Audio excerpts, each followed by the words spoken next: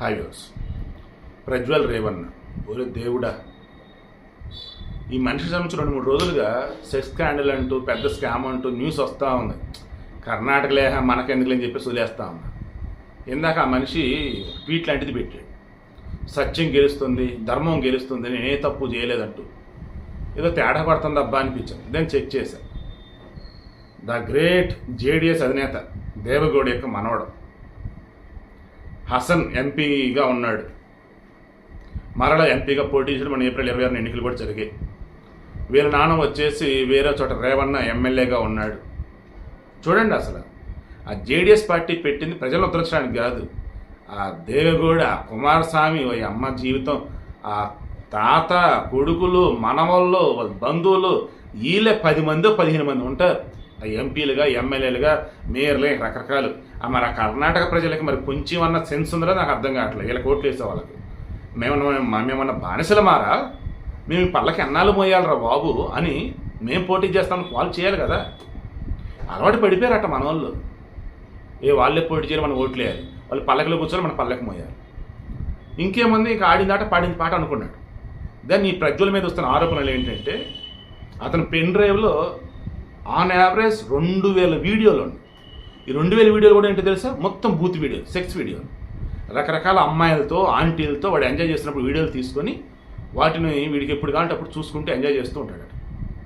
అసలు కేసు ఎలా బయటకు వచ్చింది? 47 సంవత్సరాల వయసున్నటువంటి ఆమె ఈ రేవణ్ణ ఇంట్లో, ఈ ప్రజ్వల్ గారి ఇంట్లో పనిచేస్తున్న పర్సన్. ఈ ప్రజ్వల్ వయసు 34 ఎంతో. సో ఆ పనిచేస్తున్న మూమెంట్లో ఆమె మీద తండ్రి లేనప్పుడు కొడుకు లైంగిక దాడి, కొడుకు లేనప్పుడు ఇంట్లో వాళ్ళ ఆవిడ లేనప్పుడు ఈ రేవణ్ణ లైంగిక దాడి. సరే, కామంతో కళ్ళు మూసిపోయి ఏదో చేసావు.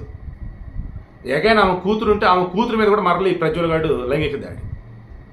ఇక తట్టుకోలేక ఆమె కేసు పెట్టాం. అప్పుడు విచారణ చేస్తున్న మూమెంట్లో మొత్తం సెర్చ్ చేస్తే వాడేం చేశాడు, ఏదో తేడా కొట్టింది. మొత్తం ఇన్ఫర్మేషన్ ఎవరొకరు ఇస్తారు కదా, లీక్లు ఇస్తారు ఎక్కడో చోట. సార్ కంప్లైంట్ ఇచ్చారు సార్, మీరు అలా ఏమైనా చేశారా? ఊరి దేవుడా, చిచ్చిన అలా ఏం చేయలేదురా అని చెప్పి ఫోన్ పెట్టేసి అక్కడి నుంచి జంప్ అయిపోయాడు. అక్కడ జర్మనీకి వెళ్ళిపోయాడు. ఇప్పుడు ఇంటికి వచ్చి మొత్తం చెక్ చేస్తే పెన్ డ్రైవ్లో బూత్ వీడియోలు. వీడి బాధితులు ఎంతమంది ఏంటని చెక్ చేస్తూ ఉంటే దాదాపు కొన్ని 100 మంది ఆడవాళ్ళు ఉన్నారు.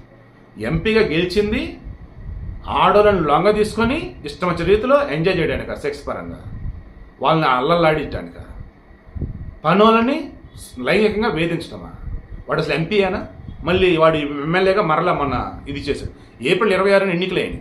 ఎన్నికలైన తర్వాత ఇష్యూ బయటపడింది. ఎన్నికలకు ముందు కనుక బయటపడేది డిపాజిట్ కూడా వచ్చే కదా. ఈ జేడీఎస్ ఇప్పుడు బీజేపీతో ఉంది. దెన్ వీళ్ళేమంటారు, కుమారస్వామి ఏమంటాడు, ఇది కావాలని వాంటెడ్గా చేస్తున్నది. సిద్ధరామయ్య, నీ కొడుకు చనిపోయినప్పుడు నువ్వేం చేసావంటే మాకు తెలియదా, అన్నీ నేను బయట పెడతాను చెప్పేసి అతన్ని అంటా ఉన్నాడు. కాంగ్రెస్ వాళ్ళు ఏమో చిచ్చి ఇలా బతికిదని వీళ్ళు అంటారు. బీజేపీలో సైలెంట్గా వాళ్ళు ఉంటారు. చూసే జనంలో ఏంద్ర బాబు ఇదంతా అంటే, ఇప్పుడు అతను వచ్చేసి నేను అసలు ఇక్కడ లేను, వేరే దేశంలో ఉన్నాను, నేను త్వరలో వస్తాను, ఈలోపు 2 నిమిషాలు బయటపడితే మా లాయర్ ఉన్నాడు, మా లాయర్తో మాట్లాడాను అంటాడు. ఈలోపు వాళ్ళ నాన్న రేవణ్ణకి నోటీసులు పంపారు కదా, మీ కొడుకు ఎక్కడ ఉన్నాడో ఆ తర్వాత సంగతి ఇదిగో ముందు మీకు నోటీస్ ఇచ్చారు, మీరు వచ్చే విచారణ హాజరండి. ఇప్పుడు నోటీసులు ఇచ్చారు పోలీసులు. కర్ణాటకలో కాంగ్రెస్ గవర్నమెంట్ కావాలని చేస్తుంది, ఆ వీడియోలో ఉంది నేను కాదు అంటాడు ఈ ప్రజ్వల్.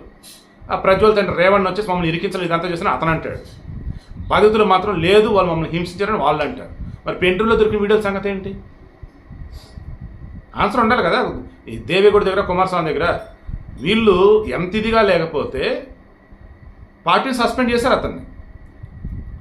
ఏపీలో కానీ డోర్ డెలివరీ చేశాడు డ్రైవర్ని చంపి, సుబ్రహ్మణ్యాన్ని ఈ అనంతబాబు చంపి. సో ఈ అనంతబాబుని ఏం చేసింది, పార్టీని సస్పెండ్ చేస్తాను అన్నారు, కానీ బ్రహ్మాండంగా పార్టీలు కొనసాగుతూనే ఉన్నాడు, అతను పరిచారం చేస్తూనే ఉన్నాడు. సో ఇప్పుడు ఇక్కడ కూడా జర్మనీ నుంచి వచ్చిన తర్వాత ఒకవేళ ఎంపీగా గెలిస్తే పార్టీలు యథావిధి కంటిన్యూ అవుతాడా, లేదన్నప్పుడు సస్పెండ్ చేశాం కాబట్టి అనర్హత పెట్టేస్తున్నావు నువ్వు తప్పుకోరని చెప్పేసి అంటారా, లేదా ఓడిపోతాడా, అసలు జర్మనీ నుంచి వస్తాడా రాడా? Let's wait and see. But ఈ ప్రజ్వల్ రేవణ్ణ విషయంలో బయటపడుతున్న చూస్తూ ఉంటే వెబ్ సిరీస్ కొన్ని చూస్తూ ఉంటాం, ముఖ్యంగా north India side. Of course south India కూడా కొంతమంది అంటారు వేస్ట్ కాదు. చేతులు అధికారం ఉంది అంటే గవర్నమెంట్ అధికారి కావచ్చు, లేదన్నప్పుడు పొలిటీషియన్ కావచ్చు, వాళ్ళు నిజంగా కర్ర పుల్లకి చీర కట్టినా సరే ఆ కర్ర పుల్లను కూడా వదలకుండా కింద నుంచి పైదాకా నాకేవాళ్ళు, ఇక రకరకాల చేసేవాళ్ళు. ఇటువంటి వాళ్ళు మన దేశంలో కుప్పలు ఉన్నారు. కొడుకులను ఒక్కొక్కడిని ప్రూఫ్లు సహా పట్టుకొని గరుడు పురాణంలో విధించి శిక్షలు ఉంటే చూశారు, అవన్నీ విధిస్తే కానీ ఈ దేశంలో స్త్రీ స్వతంత్రంగా స్వేచ్ఛగా ధైర్యంగా బతకలేదన్నమాట.